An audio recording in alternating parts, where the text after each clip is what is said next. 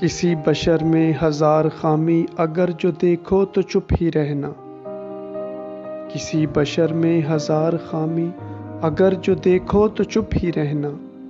کسی بشر کا جو راز پاؤ یا عیب دیکھو تو چپ ہی رہنا۔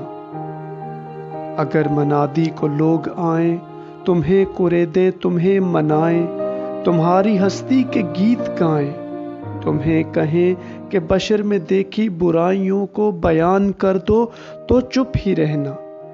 جواز یہ ہے دلیل یہ ہے، جواز یہ ہے دلیل یہ ہے، ضعیف لمحوں کی لغزشوں کو، حرام رشتوں کی قربتوں کو، ہماری ساری حماقتوں کو، ہماری ساری خباثتوں کو وہ جانتا ہے، وہ جانتا ہے، وہ دیکھتا ہے مگر وہ چپ ہے۔